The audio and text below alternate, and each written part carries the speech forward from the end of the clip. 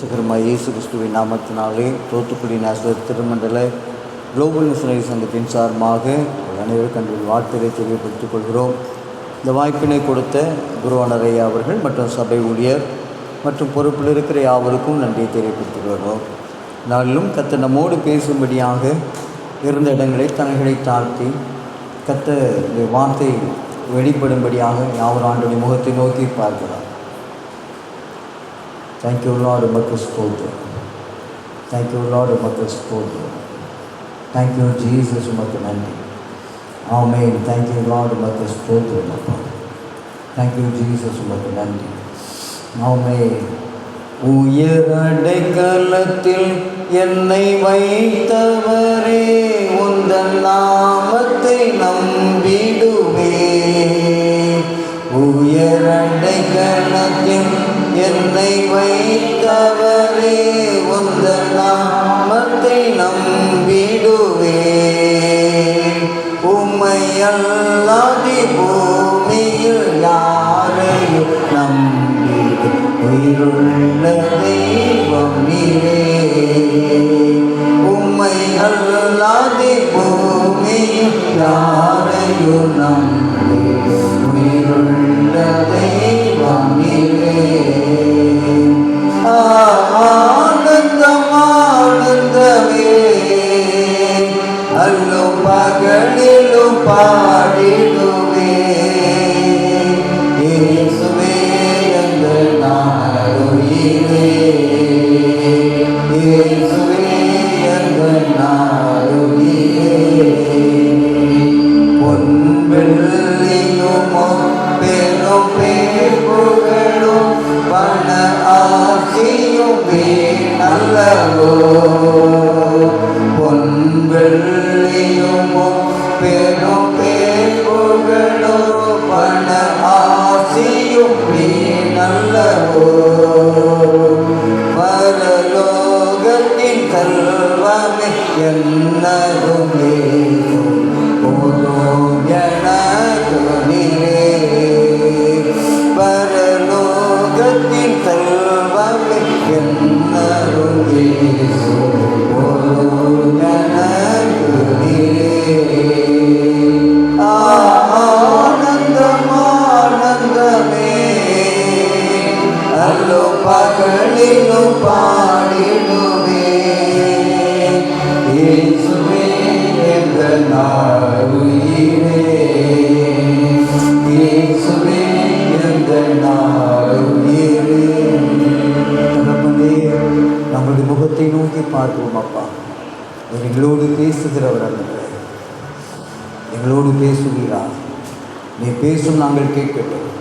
விரோதமாய் தடைகளை உண்டு பண்ணுகிற பிசாசுடைய கிரியைகள், இப்பிரபஞ்சத்தின் வல்லமைகள், இருதய கடினங்கள் நசனா இயேசுவின் நாமத்தினால் இப்பொழுதே நிர்மூலமாகும்படிக்கு நாங்கள் ஜெபிக்கிறோம். எதிர்த்து நிற்கிற ஆளுமைகளை நசனா இயேசுவின் நாமத்தாலே அப்புறப்படுத்தி ஜெபிக்கிறோம். கர்த்தர் எங்களோடு பேசுகிறா. தாழ்த்துகிறோம். இயேசுவின் மூலம் ஜெபிக்கிறோம் நல்ல பிதாவே. இந்த நாளின் செய்திக்கு ஆதாரமாய் ஆண்டவர் கொடுத்த வேத பகுதி, அது அப்போஸ்தலனாகிய பரிசுத்த பவுல் கொரிந்தியருக்கு எழுதின முதலாவது நிருபம் 1ஆம் அதிகாரம் 18ஆம் வசனத்தை ஒருவர் வாசிக்கலாம்.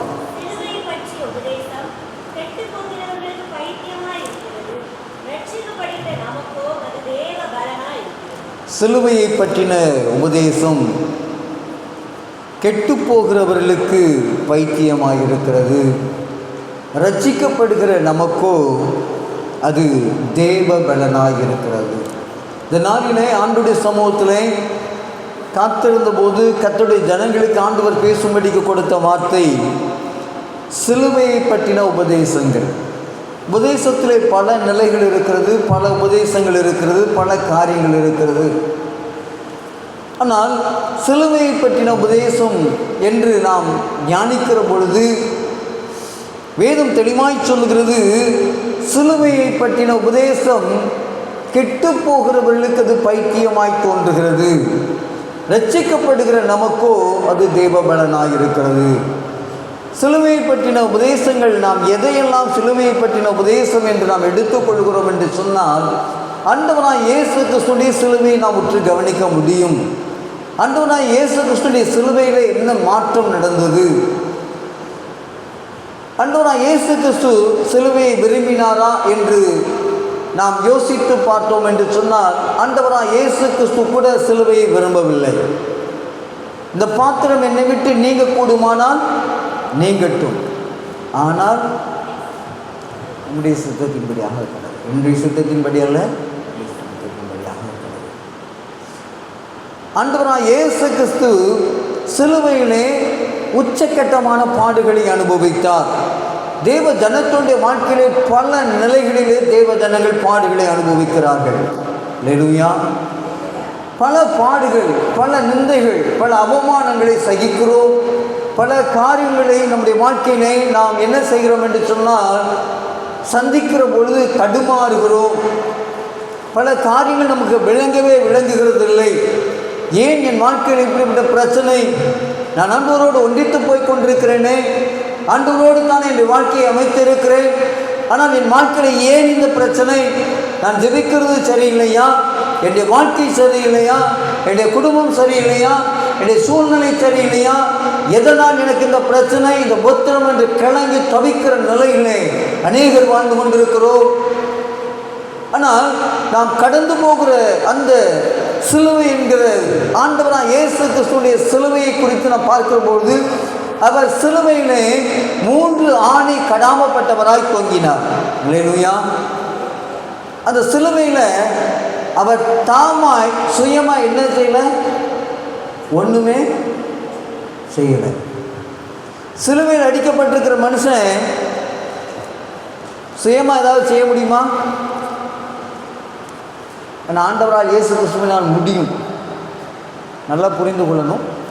தேவ ஜனத்தில் ஆண்டவர் கொடுக்கிற அந்த பாடுகளிலிருந்து வெளியே வருகிறதற்கு நமக்கு அதிகாரம் உண்டு.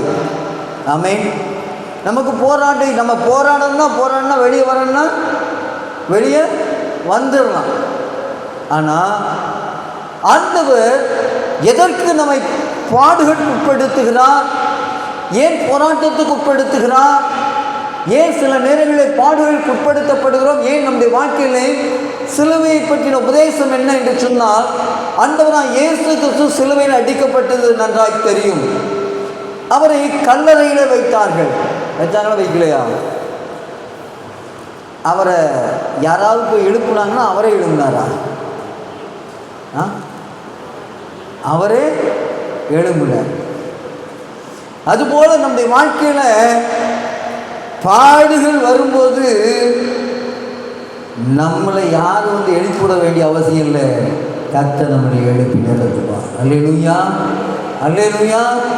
சிலுவையில் இருக்கும்போது பைத்தியக்காரன் சொல்லலாம், நிந்திக்கலாம், மற்றவர்களை வச்சுட்டான் சொல்லலாம், என்ன வேணாலும் பேசலாம், காரி உமிழலாம், ஈட்டியான போர்ச்சேவர்கள் ஓங்கி குத்தலாம், எது வேணும்னாலும் சம்பவிக்கலாம். ஆனால் வேதம் தெளிவாய் சொல்லுகிறது, மரணத்தின் கட்டு அவர் என்ன செய்ய முடியல, கட்டி வைக்க முடியல. தேவ ஜனத்துடைய வாழ்க்கையிலே பாடுகள் என்கிற அந்த நிலைமை வருகிற போது அதை நாம் கூட ஏற்றுக்கொள்கிற மனப்பக்குவத்தில் இருக்க மாட்டோம். இது நமக்கு தேவை அப்படின்னு நினைக்க மாட்டோம். நமக்கு தேவையில்லாதது போல தான் தெரியும். ஆனால் ஆண்டவராகிய இயேசு கிறிஸ்துவின் கல்வாரி சிலுவையின் பாடு தேசம் முழுவதிலும் ஜனங்கள் இன்றைக்கு ரட்சிக்கப்படுகிறதற்கு ஏதுவாக இருக்கிறது. அல்லேலூயா. வியாதிகள் சுகமாகிறது, அற்புதங்கள் நடக்கிறது, அதிசயங்கள் நடக்கிறது. இயேசு கிறிஸ்துவின் நாமத்தினாலே அது நடைபெறுகிறது. நீ வேதத்தில் அது பல இடங்களில் பல சூழ்நிலைகளில் வேதத்தில் குறிக்க வைக்கப்பட்டிருக்கிறதை நீங்கள் எழுதி வைக்கப்பட்டிருக்கிறதை நீங்கள் வாசிக்க முடியும், தியானிக்க முடியும். ஆனால் ஆண்டவராகிய இயேசு கிறிஸ்து சிலுவையில் மரித்தார், உயிர் தெழுந்தார். அப்படிதானா? 3ஆம் நாளில் உயிர் தெழுந்தார். உயிர் தெழுந்த ஆண்டவர் அதே சரீரத்தில் எழும்பினாரா, வேற சரீரத்திலையா? அதே சரீரத்தில்.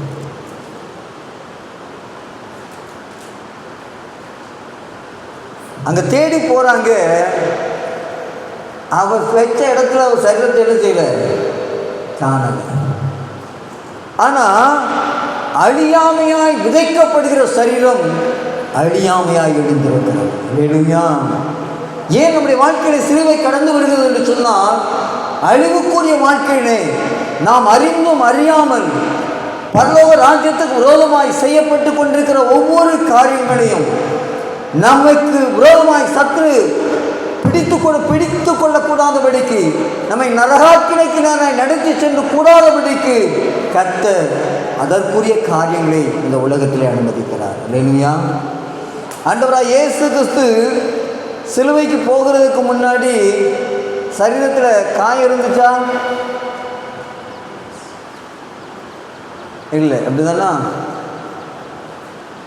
ஆண்டவராய் இயேசு உயிர்த்தெழுந்த போது அப்படி சரீரத்தில் காயம் இருந்துச்சா? தோமா கேட்டார். எப்படி கேட்டார்? போட்டு பார்த்தானா இருந்துச்சா இல்லையா? இருந்துச்சு. வேதம் சொல்கிறது அவர் அடிக்கப்பட்ட வண்ணமாகவே இருக்கிறார். தேவ ஜனத்துடைய வாழ்க்கையிலே எந்த நிலைமையில நீங்கள் சிலுவை அனுபவிச்சிருந்தீங்கன்னா அந்த சூழ்டுகள், அந்த வடுகள் நம்முடைய வாழ்க்கையில் இருந்து கொண்டுதான் இருக்கும். ஆமென். அது மாறாது, அது அழிந்து போகாது, அது நமக்கு நினைவூட்டு கொண்டே இருக்கும். கர்த்தர் தாம் நேசிக்கிற எந்த புத்திரனை என்ன செய்கிறாரா? சிட்சிக்கிறார். சிச்சை வெளிப்பட்டுருச்சுன்னா அதனுடைய சூடு நமக்கு என்ன செஞ்சிருக்கோம்? இருக்குமா இருக்காதா? இருக்கும். உலகத்தின் மனிதன் சொல்கிறான். என்ன சொல்றான்?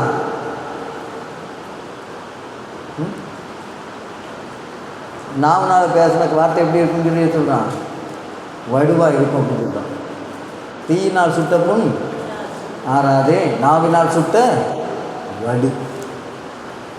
இப்போ நம்ம எந்த நிலைமையிலும் மன்னிச்சிட்டோம்னு சொல்லலாம், ஆனால் அதை மறந்துட்டோம்னு சொல்ல முடியுமா? மறக்கவே முடியாது. அப்படிதானா? சிச்சையின் காலத்தில், போராட்டத்தின் காலத்தில் ஆண்டவர் மனிதர்களின் தலைகண்கள் ஏறி போக பண்ணினீர் என்று சொல்லப்பட்டிருக்கிறது. அந்த நாட்களில் மனுஷன் பேசுனது எங்கே தான், இப்படி தான் இருக்கும். அதுதான் சிலுவை. நம்முடைய வாழ்க்கையை மறுரூபமடைய செய்கிற இடம் சிலுவை. அல்லேலூயா. ஆண்டவர் ஒரு பாடை நம்முடைய வாழ்க்கையில் அனுமதிக்கிறார் என்று சொன்னால், ஒரு பிரச்சனையை அனுமதிக்கிறார் என்று சொன்னால், ஒரு போராட்டத்தை அனுமதிக்கிறார் என்று சொன்னால், நம்ம என்ன செய்யணும்? ரட்சிக்கப்படுறவங்களா இருந்தால் அது என்னங்க எங்கே வந்துடும்? நமக்கு தேவ பலனா மாறி. ஆமென். இந்த பிரச்சனையில் ஆண்டவர் எனக்கு என்ன செய்ய மாட்டார்? என்ன விட்டு கொடுக்க மாட்டார். ஆமென். இந்த போராட்டத்தில் நான் அமிழ்ந்து போக போகிறது இல்லை, இதை நான் தாண்டி வந்துடுவேன். ஆமென். அல்லேலூயா. அப்போ அந்த சமயத்தில் தேவ ஜனங்கள் என்ன செய்யணும்? ஆண்டவரை இன்னும் நெருங்கி வர தொடங்கணும். நமக்கு அடிச்சோடுகளை பார்க்கிறோம், பிரச்சனையை பார்க்குறோம், மனுஷன் பேசின வார்த்தையை பார்க்குறோம். கெட்டு போகிறவன் என்ன பார்ப்பான்? அவன் என்னை எப்படி சொல்லுங்க, அவன் என்னை எப்படி பேசலாம்? என்னை பேசுறதுக்கு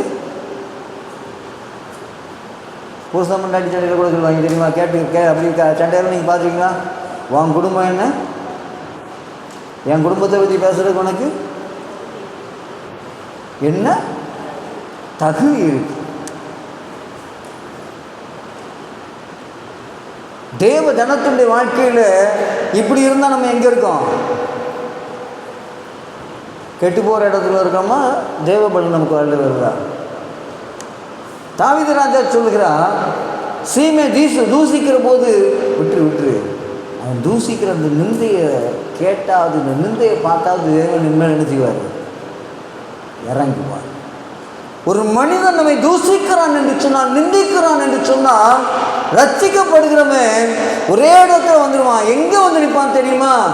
நீரறியா ஏதும் நெறிடா என் தலை முடியும் எண்ணினீரே, நீரறியா ஏதும் நெறிடா என் தலை முடியும் எண்ணினீரே, என்னை மறவா ஏசுநாதா உந்தன் தயவா என்னை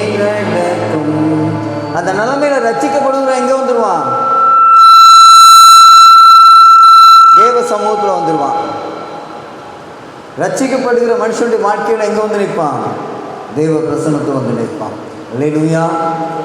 ஆனால் கெட்டு போகிறவர்களுக்கு அது எப்படி இருக்கும்? பைத்தியமாயிரும். நான் ஜெபம் பண்ணி என்ன என்ன பிரயோஜனம்? அடுத்த ரவுண்டு வந்துடுவாங்க. எங்கே? நான் இனிமேல் ஒழுங்காக சர்ச்சைக்கெலாம் வர்றதில்லை, ஆலயத்துக்கும் நான் ஜெபம் பண்ணி இத்தனை வருஷமாக ஒழுங்காக போய் கூட்டத்துக்கு போனேன், அங்கே போனேன், இங்கே போனேன், ஒரு பிரயோஜனம் இருக்கா இல்லையா? ஒரு நல்லா தெரிஞ்சுக்கணும், நீ உயிரோடு இருக்கிறதே நீ ஆண்டுடைய சமூகத்தில் விண்ணப்பம் பண்ணதுனால தேவன் போட்ட பிச்சை. இப்போ நீ ஜீவனோடு இருக்கிறதுக்கு காரணமே கர்த்தர் தான். ஆனால் நீ ரட்சிக்கப்படும்படிக்கு நீ அவரை சார்ந்து கொள்வான், நீ தேவ பலனாக இருப்பான், நீ தேவனை பலனடைவானவர் எதிர்பார்த்தார். ஆனால் நீங்களும் நான் எப்படி மாறி போயிட்டோம்? அத்தி மரத்தில் கனியை தேடி வர்றாரு, அங்கே என்ன இல்லை? நான் ஆண்டவர் சிச்சையை அனுமதிச்சுட்டு யோபுக்கிட்ட சொன்ன, யோபுவை பார்த்து சாத்தான் சொன்ன போது ஆண்டவர் சொன்னார், அவன் கரத்தில் இருக்கான்னு சொல்லி கொடுத்துட்டார். எல்லாம் நடந்துச்சு. கடைசியில் யார் வரா? மனைவி வரா. இன்னையா உங்களுடைய உத்தமத்தில் உறுதியாக இருக்கிறீரா? தேவனை தூசிச்சுட்டு ஜீவனை விட்டு எதுக்கு நீ உயிரோடு இருக்க? யார் சொல்கிறா? மனைவி. இன்றைக்கி வேலை ஒரு வேளை வாழ்விலும் தாழ்விலும் சொல்கிறாங்க, அன்றைக்கி இருந்துச்சோ இல்லையோ தெரியாது.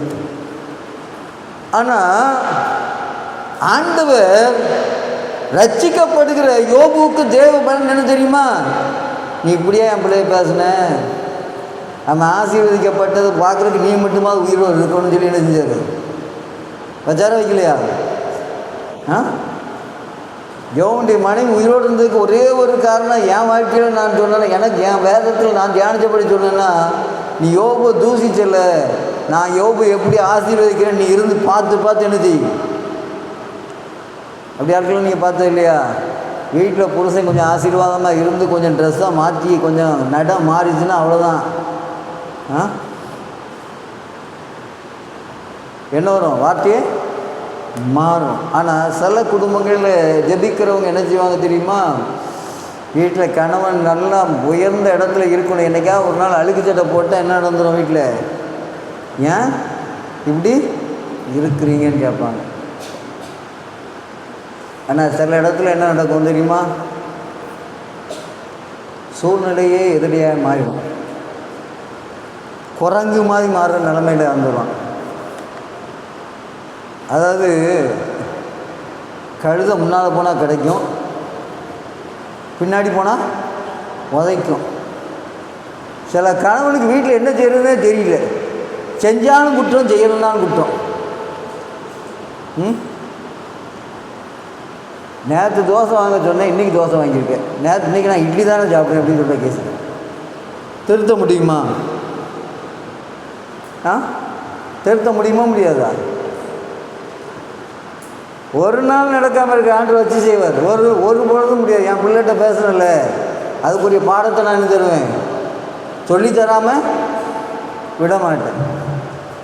சரியாக செய்வார். எந்த கிரியைக்கும் உண்டு. ஒருவேளை இன்னைக்கு விளையாட்டை சொல்லிடலாம், ஆனால் தேவ சமூகத்தில் தேவ ஜனத்துடைய வாழ்க்கையில் ரட்சிக்கப்படுகிற நமக்கு அது தேவ பலன். கெட்டு போகிறவர்களுக்கு அது என்ன தான் தெரியும்? பைத்தியமாக தான் தெரியும். ஆகவே தேவ ஜனங்கள் அதில் நம்ம சரியாக இருக்கணும் அப்படின்னு சொன்னால் முதல்ல ஒரு இடத்துக்கு நம்ம சரியாக வரணும். ஏன்னா நம்ம ரட்சிக்கப்படுற இடத்துல இருக்கிறோமா, கெட்டு போகிற இடத்துல இருக்கிறோமா அப்படிங்கிறத நம்ம புரிஞ்சுக்கிடணும்னா வாசிக்க பார்க்கலாம். கொலோசியருக்கு எழுதின நிருபம் 2ஆம் அதிகாரம் 4ஆம் வசனம்.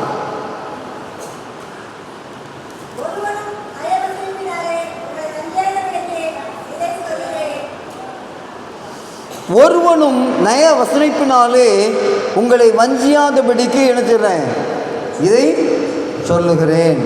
அடுத்த வசனத்தை வாசிங்க. 2:3 வாசிங்க. 2ஆம் அதிகாரம் 3ஆம் வசனம்.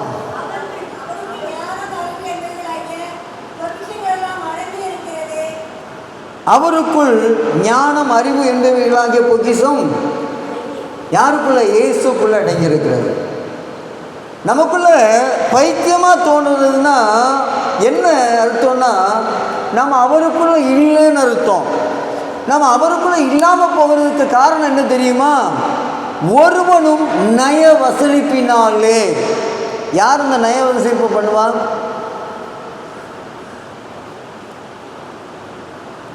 உங்கள் வாழ்க்கையில் நீங்கள் யோசிச்சு பாருங்களேன், உங்களுக்கு யார் நய வசூலிப்பு கொண்டு வர முடியும்?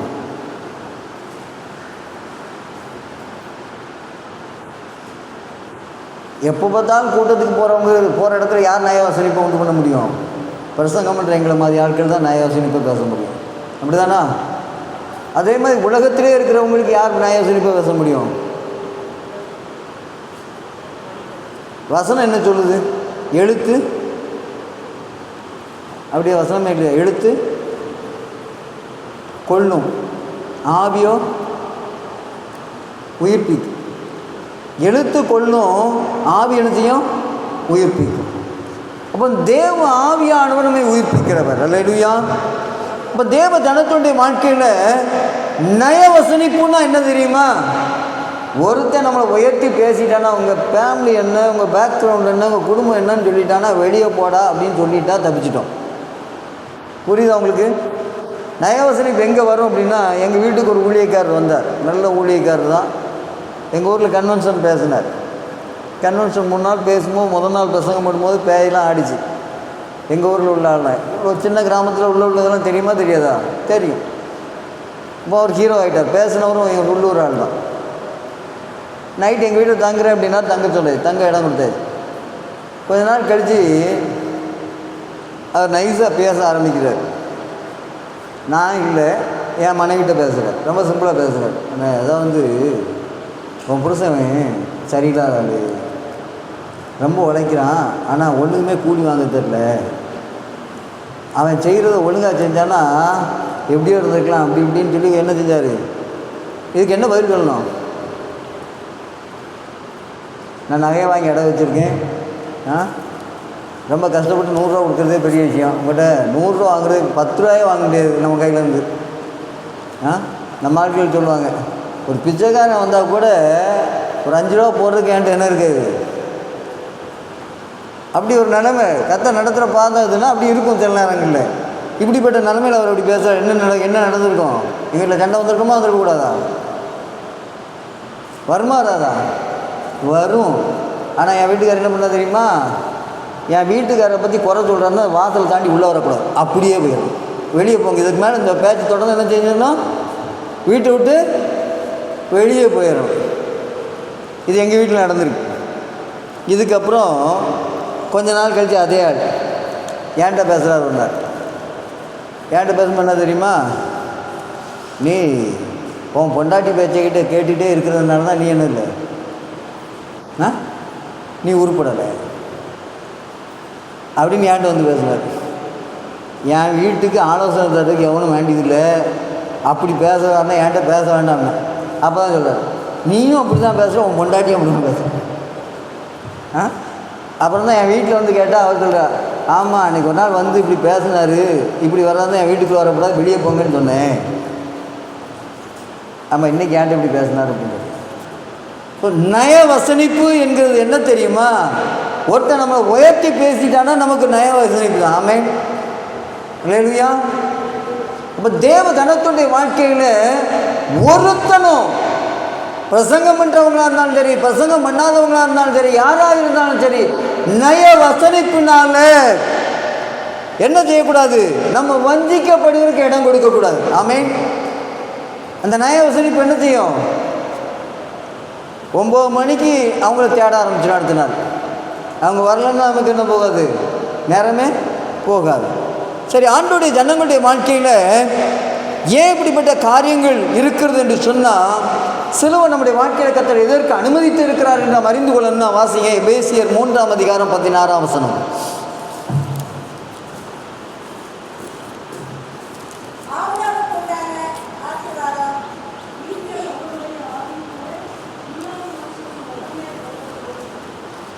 நீங்கள் அவருடைய ஆவியினாலே உள்ளான மனுஷனிலே வல்லமையாய் பலப்படும். ஆமென், அல்லேலூயா.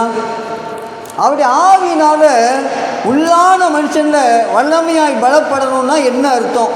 அது புரிஞ்சுக்கணும். ஆவியில் பலப்படுறதுன்னு என்னது? நிறைய பேர் கூட்டத்துக்கு போய் ஆவியில் நிறைஞ்சி குதிக்கிறாங்க. அது ஆவியில் பலப்படுறதா? இல்லை, நான் தெரியாமல் கேட்குறேன். சொல்லுங்கள், ஆவியில் பலப்படுறதுன்னா என்னது? அது அபிஷேகத்தின் நிறைவு. நான் அவங்களுக்கு கேட்குற கேள்விக்கு பதில் தரணும். ஒரு மனுஷனுடைய வாழ்க்கையில் கர்த்தருடைய ஆவியானவரோடு இருக்கிற மனுஷன் முதல்ல கர்த்தருடைய ஆவியானவரால் தொடப்படுவான். பார்த்துருக்கீங்களா? அப்படி என்ன அப்படின்னா, நான் எங்கள் வீட்டில் ஒரு சின்ன கூட்டம், கீழே பாய் தாட்டி விரிச்சிருப்போம், ஒரு பாய் விரிச்சிருப்போம். அதில் மீட்டிங் நடக்கும். ஒரு நாள் வர்ஷிப் பண்ணிவிட்டு பிரசங்கம் பண்ணும்போது எங்கள் ஊருக்குள்ளே தான் வெளியூரில் இருக்காங்க, வந்திருந்தாங்க மீட்டிங் முடிஞ்சோடனே பாய் எழுத்து பார்க்க, அங்கே எழுத்து பார்க்க, இந்த எழுத்து பார்க்க, இங்கே எழுத்து பார்க்க, அங்கே திருப்பி பார்க்க, அதே நடந்துகிட்டு இருந்துச்சு. மீட்டிங் முடிஞ்சோடனே என் வீட்டுக்காரி கேட்டா, ஏம்மா அதெல்லாம் இல்லை, கரண்ட் அடித்த மாதிரியே இருந்துச்சு, டேவிட்னே எலக்ட்ரிக் வேலை செய்கிறாள்ல, அதனால் இங்கே எங்கேயாவது கரண்ட் வச்சுருக்காங்கன்னு தேடி பார்த்தேன். அப்போ கர்த்தருடைய ஆவியானவருடைய தொடுதல் பல நிலைகளில் நம்ம மேலே இறங்கி வரும். ஆமென். சிலருக்கு கரண்ட் போல் இருக்கும், சிலருக்கு என்னென்ன தெரியாது, சிலருக்கு ஐஸ் போல் இருக்கும், குளிர்ந்த காற்று போல் வீசினது போல் இருக்குது தொடுதல். சிலர் அதை தாண்டி எல்லாரும் ஆவியில் நிறைகிறாங்களேன்னு கேட்கும்போது கர்த்தருடைய ஆவியானவர் இறங்கி வருவார். ஆமென். அது நம்ம இதில் அப்போஸ்தலர் 3ஆம் அதிகாரத்தில் பார்க்குறோம், 2ஆம் அதிகாரமா 2, 3 பார்க்குறோம். அதோடைய சம்பவங்கள் தொடர்ந்து இருக்குது அப்போஸ்தலரில். அவங்கெல்லாம் கூடி வரும்போது அந்த இடம் என்ன செஞ்சு அசைஞ்சிச்சு. ஆமாம், அந்நிய பாஷை பேசுனாங்க. அவங்க என்ன செஞ்சாங்க? சத்தம் போட்டுக்கிட்டு இருந்தாங்க. இது ஒரு பகுதி. இது தேவன் நமக்கு அனுமதித்த காரியம், கர்த்தருடைய தொழுதல். சிலர் ஜெபம் பண்ணும்போது அப்படியே ஒரு பிரசன்னத்தில் நிற்பாங்க, அதுவும் கர்த்தருடைய தொழுதல் தான், அது தவறு இல்லை, அதுலேயே திருப்திப்படுத்துவாங்க. சிலர் என்ன நினைப்பாங்க? எனக்கு அபிஷேகம் வேணும், ஆவியில் நிறையணும்பாங்க, அதில் நின்றுவாங்க. முதல் பகுதியில் நிற்கிறவங்களையும் குறை சொல்கிறது இல்லை, 2ஆவது பகுதி நிற்கிறவங்களையும் குறை சொல்கிறது இல்லை, அது அவங்க அதுக்கு போதும்னு நினைக்கிறாங்க. ஆனால் பலப்படணும்னா இதுக்கு அடுத்த பகுதியாக இருக்குது. அந்நிய பாஷை, பற்பல பாஷை, வியாக்கியானம் என்ற காரியங்கள், இது ஒரு பகுதி. ஆனால் இதே வேதத்தில் இன்னொரு பகுதி இருக்குது. எடுத்தவங்க வாசிங்க.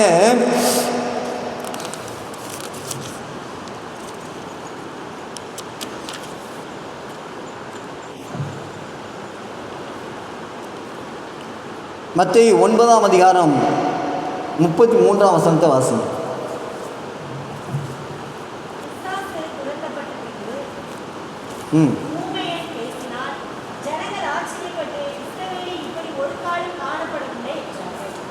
பிசாசு துரத்தப்பட்ட பின்பு என்ன செஞ்சான்? ஊமையன் பேசினான். உள்ளான மனுஷங்களை பலப்படணும்னா முதல்ல தேவ ஜனத்துடைய வாழ்க்கையில் என்ன இருக்கணும் நம்ம வாழ்க்கையில் அப்படின்னா, அது ஊமையனாக இருக்கிறவன் பிசாசு நல்லா ஊமையாக இருக்கானா வியாதியாங்கிறதே நமக்கு என்ன செய்யாது, தெரியாது. அவன் ஊமையன்னு நினச்சிட்டு இருக்காங்க. இயேசுகிட்ட கொண்டு வந்த போது பிசாசு அவர் துரத்துறார், ஊமை என்ன செய்கிறான்? பேசுகிறான். இது ஒரு அனுபவம், பிசாசை துரத்துகிற அனுபவம். பிசாசு இருக்குன்னு தெரிஞ்சிடாரு. ஆனால் இதே ஆண்டவர் உள்ளான மனுஷனில் பலப்படணும்னா என்ன சொல்கிறாருன்னா, நீங்கள் பிசாசின் தந்திரங்களோடு எதிர்த்து நிற்க திராணி உள்ளவர்கள் ஆகும் படிக்கு. சரி, பிசாசின் தந்திரத்தை நீங்கள் எப்படி இருப்பீங்க? நிறைய பேர் சொல்கிறாங்க, என் பொண்டாட்டி தந்திரமே எனக்கு தெரியல. தெரியுதோ தெரியலையா? இந்த சண்டை நகைக்கா சேலைக்கா எதுக்குன்னே தெரியல. நிறைய பேர் அப்படி சொல்கிறாங்க. சண்டை வச்சுருச்சுன்னா என் வீட்டுக்காரர் எதுக்கோ ஒரு பிளான் பண்ணிட்டா. ஆனால் அந்த பிளானை உடனே என்ன செய்ய மாட்டா, சொல்ல மாட்டான். ஒரு வாரம் நம்மளை குரங்காக்கிடுவான். இதெல்லாம் எப்படி தெரியும்னு நினைக்கிறேன். அந்த ஜபம் விண்ணப்பத்துக்கு வரும் பார்த்தீங்களா, அதான் அது ஜோம் பண்ணுங்க. அப்புறம் இன்றைக்கி என் பொண்டாட்டியில் என்ன இருக்குது? பிசாசு வந்துட்டான், வண்டியில் வரப்போதா, அவன் என்ன ஐடியா போட்டு வச்சாலும் எனக்கு என்ன செய்யல தெரியல. சண்டை பிடிக்கிறதுக்கு காரணம் கேட்டுக்கிட்டே இருந்திருக்கான். நான் காலையில் போய் சும்மா ஒரே ஒரு வார்த்தை தான் சொன்னேன், இன்றைக்கி எல்லாம் உடஞ்சிச்சு. தயவு செய்து ஜோம் பண்ணுங்க. அண்ணா என்னத்தை ஜோம் பண்ண? கடைசியில் அந்த மனைவியுடைய தந்திரத்தை புருஷனுடைய தந்திரத்தை என்ன செய்ய முடியல, நம்ம அறிந்து கொள்ள முடியும். பிசாசுடைய தந்திரத்தை அது எதிர்த்து நிற்கிறது திராணி வேணும்னா பிசாசின் தந்திரம் நமக்கு என்ன செய்யணும்? தெரியணுமா தெரியக்கூடாதா? தெரியும். பிசாசின் தந்திரம் எப்போ தெரியும்?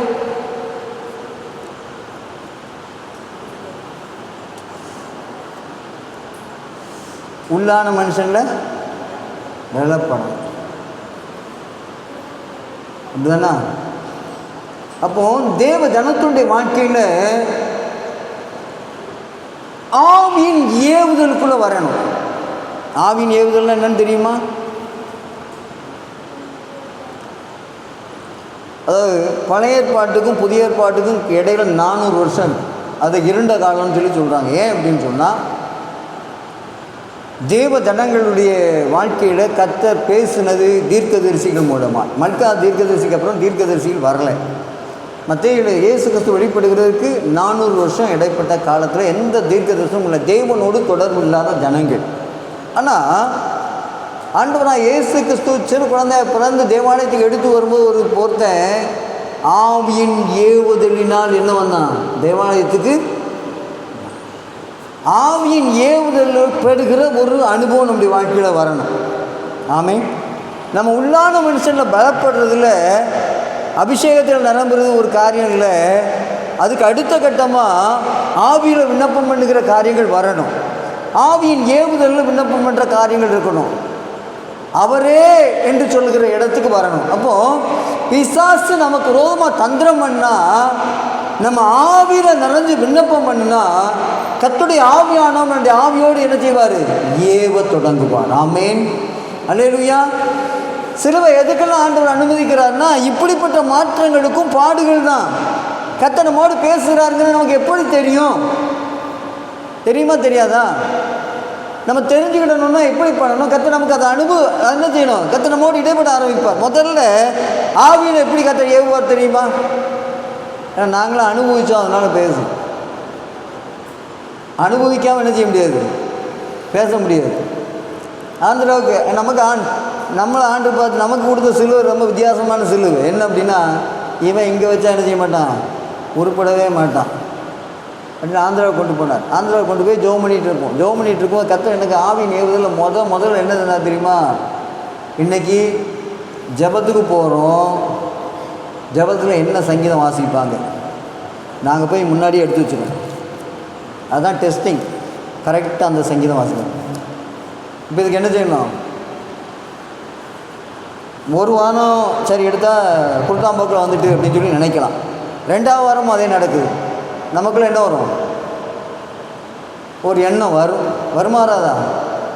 சிலருக்கு 2 தடவைக்கு முன்னே 3வது தடவை வரும். அப்போ என்ன வந்துடும்? ஏதோ இருக்குது, ஏவுதல்னு தெரியுதோ தெரியல, நமக்குள்ளே என்ன நடக்குதுன்னு தெரியும். ஆனால் தடவை ஏவி 2வது தடவை ஏவும் போதே சிலருக்கு என்ன வந்துடும்? விளம்பர ஆவி வந்துடும். பக்கத்தில் இருக்கிற பார், இன்னைக்கு சங்கீதம் இதுதான் வாசிப்பார். அதுக்கு ஆண்டவர் ஆவியில் ஏவலை. நீங்கள் 2வது நாளே அங்கே சொல்லியாச்சுன்னா ஏவுதல் கேட்டகரி நீ இன்னும் உருவாக்கப்படல, அங்கேயும் நின்றும். அப்படியே நம்ம இருதயத்தை அடக்கி வச்சோம்னா அடுத்த வாரம் அடுத்த பரிமாற்றத்தில் கொண்டு போவார். இந்த வாரம் இந்த பகுதியிலேருந்து தான் பாடம், இந்த பகுதியிலேருந்து தான் பிரசங்கம் அப்படின்னு சொல்லி ஆண்டவர் கொண்டு போவார். அப்போ நம்ம அடுத்த வாரம் போகும்போது நமக்கு தெரியும். இன்றைக்கி அந்த சிஎஸ்சி சர்ச்சில் சொல்லல, இங்கே கதையே வேறு. இங்கே நீங்கள் புக்கு வாங்கிட்டீங்கன்னா அங்கேயே எல்லாம் இருக்கும், என்னென்ன நடக்கும்னு சொல்லி. அது ஆவியின் ஏவுதலால் நடக்கிறது இல்லை, அது திருமணத்தினால் நடக்கிறது. ஆவியின் ஏவுதல்னா உண்மையாக தேவ சமூகத்தில் காத்திருந்து, நான் எங்கள் சர்ச்சில் நான் உய்யாமுடி சர்ச்சில் பாடம் வாசிக்கிறது ஆண்டுக்கு எனக்கு தெரியப்படுத்த வேண்டிய அவசியமே இல்லை. அதுக்கு என்ன கொடுத்தா என்ன வாங்கினா போதும்? அதுக்கு பேர் பஞ்சாங்கம்மா, அது வாங்கி வச்சுருந்தா போதும். வருஷம் முழுசும் உள்ளது ஒரே நாளில் நம்ம கை கிடச்சிடும். அது மனுஷனுடைய ஞானம். கர்த்தருடைய ஆவியானவர் ஆவிக்குரிய திருச்சபைகள் இருந்து பேசும்போது போதகரை என்ன செய்வார்? நான் என்ன பேசின ஆண்டவரேன்னு சொல்லி போராடிட்டு இருப்பேன். புரியுதா உங்களுக்கு? அங்கே ஆவியினால் டிசைட் பண்ணால் தான் நம்ம ஆவியில் நிரப்பப்படும், ஆவிக்குரிய இடங்களில். அப்போ அந்த நிலைமையில் அது நமக்கு தெரியப்படுத்தப்படும், இந்த பகுதி அப்படின்னு சொல்லி. இது கொஞ்ச நாள் போகும். ஏன்னா உடனே வராது. அடுத்து ஆண்டவர் ரொம்ப ஸ்டார்ட் பண்ணுவார்.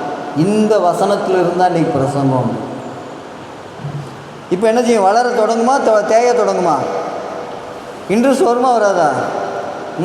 வந்துடும். அப்போது கொஞ்சம் கொஞ்சமாக ஆண்டவரை வெளிப்படுத்த ஆவியின் ஏவுதலில் நம்ம வளர முடியும். இந்த ஆவியின் ஏவுதலில் வளர்ச்சி இருக்குது பார்த்தீங்களா? அதை நம்ம முயற்சி பண்ணால் தான் வளர முடியும். நம்ம அங்கேயே தேங்கி போய் நின்னா வீட்டுக்கார்கிட்ட சண்டை போடுறது இருந்தால் ஆவி ஏவுதல் வருமா? நம்மளுக்கு சிலுவை எங்கே? இப்போ நம்மளை உருவாக்குற இடம் இது. ஆவியின் ஏவுதலில் வச்சுருக்காரு. நம்ம அதில் இருந்துட்டு மற்ற கதையை பார்க்காம நம்ம மைண்ட் அங்கே ஷார்ப்பாயிருச்சுன்னா நம்ம என்ன எப்படி வந்தோம் தெரியுமா? உலகமெல்லாம் மாயையா, உலகமெல்லாம் மாயையா, உம்மன் ஒன்றே போதுமையா, உம்மன் ஒன்றே போதுமையா, பிரசன்னம் பிரசன்னம் தேவ பிரசன்னம், பிரசன்னம் பிரசன்னம் தேவ பிரசன்னம். இன்னும் உம்மை அறியணுமே, இன்னும் உம்மை அறியணுமே, இன்னும் கிட்டி சேரணுமே, இன்னும் கிட்டி சேரணுமே, பிரசன்னம் பிரசன்னம் தேவ பிரசன்னம். அந்த தெய்வ பிரசனம் உங்களை வெட்கப்படுத்தாது. உங்களை ரட்சிக்கப்படுகிறதுக்கான தேவ பலங்க போகும். நீங்கள் வளர்ந்துக்கிட்டே இருப்பீங்க. உங்கள் குடும்பத்துக்கு முதல்ல ஆண்டவர் எங்கே அறிவிப்பார் தெரியுமா? இதை உங்கள் குடும்பத்துக்கு விரோதமாக பிசாசு என்ன தந்திரத்தை உண்டு பண்ணுறாங்கிறத ஆண்டவர் வெளிப்படுத்துவார். ஆமென். வீட்டுக்கார் என்ன பிரச்சனையோடு வர்றாருங்கிறது உங்களுக்கு தெரியும். நீங்கள் முழங்காலில் நிற்கும் போது உங்களுக்கு தெரியும். ஆண்டவர் எனக்கு என்னை மட்டும் உருவாக்குறது மட்டும் இல்லை, அது ஆவியின் ஏவுதல் என்னங்கிறத என் மனைவி மூலமாக ஆண்டவர் பேசினார். முதல் தடவை நான் ஏற்கனவே உங்களுக்கு சொல்லியிருப்பேன், குருஸ் மாசராமணி அவங்க சோமலாமல் இருக்கும்போது எங்களுக்கு அவங்களுக்கு தொடர்பு கிடையாது. நான் ஈரோட்டில் இருக்கிறோம், எந்த கம்யூனிகேஷனும் கிடையாது. 3 நாள் ஆண்டவர் என்னை உபவாசத்துக்கு குருசனுக்காக ஜோமனை வைக்கிறாரு அப்படின்னு சொன்னார். எனக்கு குருசன் என்னன்னா யாருன்னே தெரியாது. அப்படிப்பட்ட ஆள் பேரே அதுக்கு முன்னாடி நான் கேள்விப்பட்டது. ஜோமனி முடிச்சு நாங்கள் ஆந்திராவுக்கு போயிட்டோம். ஆந்திராவுக்கு போய் இயேசு விடுவிக்கிறார் பத்திரிக்கை வருது. அதில் நான் எடுத்து அந்த பத்திரிக்கை எடுத்து பார்க்குறேன். குருஸ் மாசராமணி இன்னும் போட்டுச்சு குருஸ் சோமலன்னா நான் என் வீட்டுக்கார்ட்ட வந்து கொடுத்தேன். அடுத்துதான் ஆண்டவர் எனக்கு அன்றைக்கி ஜோமனை வச்சதுக்கு காரணம் இருக்குது. இதே நாட்கள் அவங்க சொன்ன அதே நாட்கள் சாட்சி கத்தர் 2 இருக்குது. கத்தர் சொன்னார், செஞ்சார். ஆமென் அப்படின்னு சொன்னார். அப்போ ஆவியானவர் ஏவுவார் என்கிற அந்த காரியம் எனக்குள்ளே மட்டும் இல்லை. முதல்ல எனக்கு பாடத்தில் தான் ஆரம்பித்து, அப்புறம் பிரசங்க வசனத்தை சொல்லி, பிறகு ஒரு வண்டி ஆக்சிடெண்ட் ஆக போகுங்கிற ஒரு ஏவுதல் கொடுத்து அப்படி ஸ்டெப் பை ஸ்டெப்பாக இன்றைக்கி நான் வளர்ச்சி அடைஞ்சிட்டேன்னு சொல்ல முடியாது. நானும் தடுமாறுகிறேன். நான் தடுமாறும்போது என்ன நடக்கும்?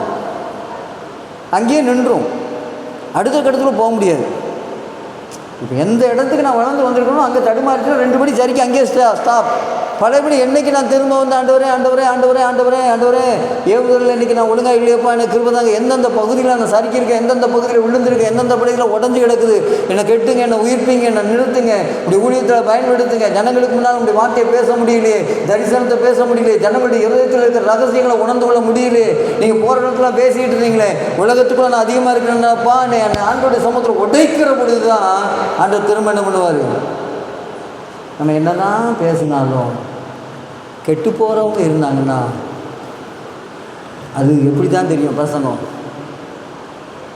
இந்த இடத்துல பைத்தியமாக நினைக்கிற ஆட்களும் இருக்கிறாங்க, தெய்வ பலனாக எடுக்கிற ஆட்களும் இருக்கிறாங்க. பைத்தியமாக நினச்சிங்கன்னா இன்றைக்கி ஆண்டுடைய சமூகத்தில் விட்டு மனம் தருங்க. ஜெபிக்கிற நிலைமையில் உங்களை ஜாக்கிரதைப்படுத்துங்க. அதிகாலை ஜெபத்தை ஒழுங்குபடுத்துங்க. நேரத்தை கருதி முடிக்கிறேங்க. ஆமென். அதிகாலை ஜெபத்தை ஒழுங்குபடுத்துங்க. அதிகாலமே நீங்கள் தேவ சமூகத்தில் போய் அமர்ந்துருக்கலன்னா ஒரு காலமும் நீங்கள் தேவனுக்கு பிரியமாக ஜீவிக்கிறத சத்துரு அனுமதிக்க மாட்டான். அன்புடைய பிரச்சனை உங்கள் வாழ்க்கையில் பெரிய காரியங்களை செய்ய முடியாது. தரிசனங்கள் பார்க்க முடியாது, சொப்பனங்கள் பார்க்க முடியாது. என்ன பண்ணலாம் தெரியுமா? என்ன பண்ணலாம் தெரியுமா?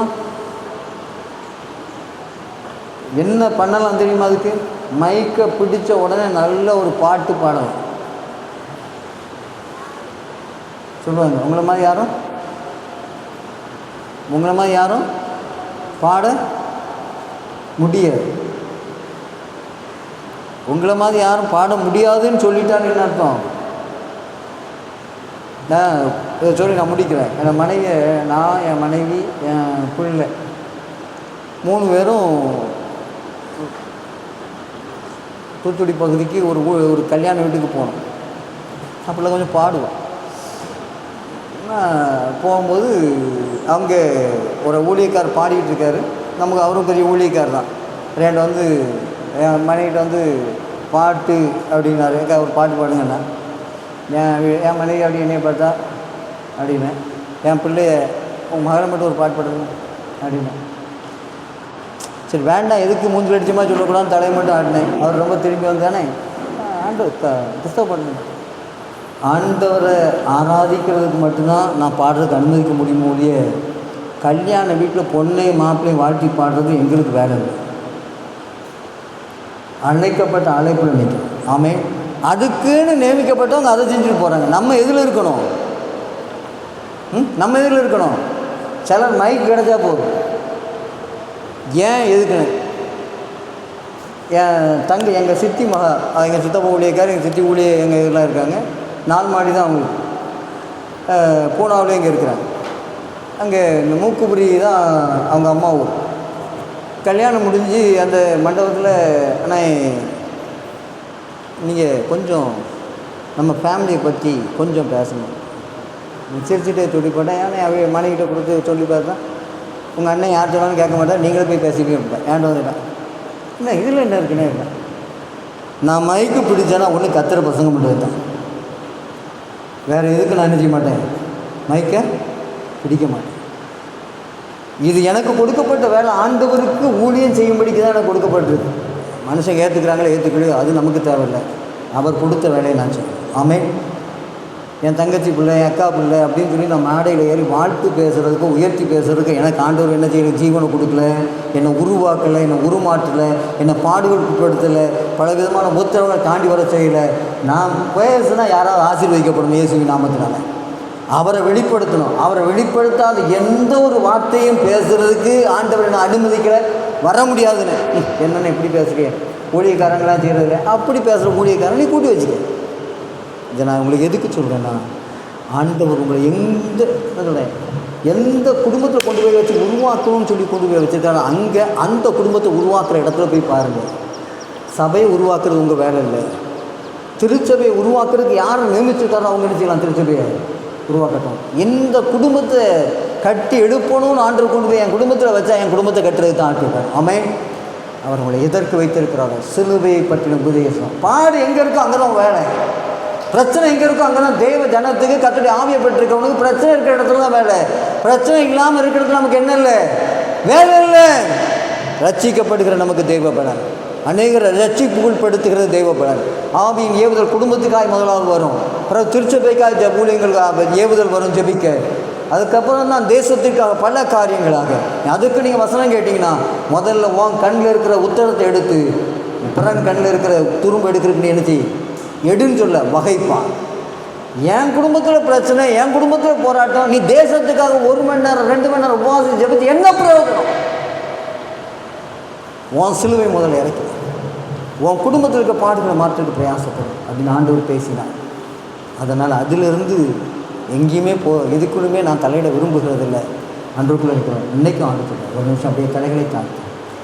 நம்ம ரட்சிக்கப்படுகிற நிலைமையில் இல்லாமல் இருந்தோம்னா ஆண்டவரே என்னை மன்னி ஆண்டவரே, எனக்கு தெய்வ பலன் வேணும் ஆண்டவரே. சில நேரங்களில் நான் அநேக காரியங்களை பைத்தியம் போல் எண்ணி விட்டுட்டேன் ஆண்டவரே, ஒதுக்கி தள்ளிட்டேன் ஆண்டவரே, புறந்தள்ளிட்டேன் ஆண்டவரே. தயவாய் மன்னி, தயவாய் மன்னி. இனி நான் அப்படி இருக்க மாட்டேன் ஆண்டவரே. எனக்கு அந்த தேவ பலனை கொண்டு வருவதற்கு வந்துச்சு ஆண்டவரே. ஆனால் தேவ பலனை பெற்றுக்கொள்ள முடியாதபடி உலக பலத்தில் நான் விழுந்துட்டேன் ஆண்டவரே. உலக மனுஷனை போல, உலக காரியங்களை போல நான் திரும்பி பார்த்ததுனால என்னைக்கும் தடுமாறிட்டு இருக்கேன். ஏசப்பா, எனக்கு கிருபை தாங்க, எனக்கு இரக்கம் தாங்க, என்னை உயர்த்துங்க, என்னை ஆசீர்வதிச்சிருங்க. நான் கெட்டு போகும்படிக்கல்ல, ரட்சிக்கப்படுகிற வரைக்கும் தெரிந்து கொள்ளப்பட்டேன். இப்படி உள்ள வல்லமை கரத்தை விட்டு கொடுப்பேன். திருச்சபை ஆசீர்வதிங்க, ஊழியர்களை ஆசீர்வதிங்க, மகிமைப்படுத்துங்க. இயேசு கிறிஸ்துவின் மூலம் ஜெபிக்கிறோம் நல்ல பிதாவே.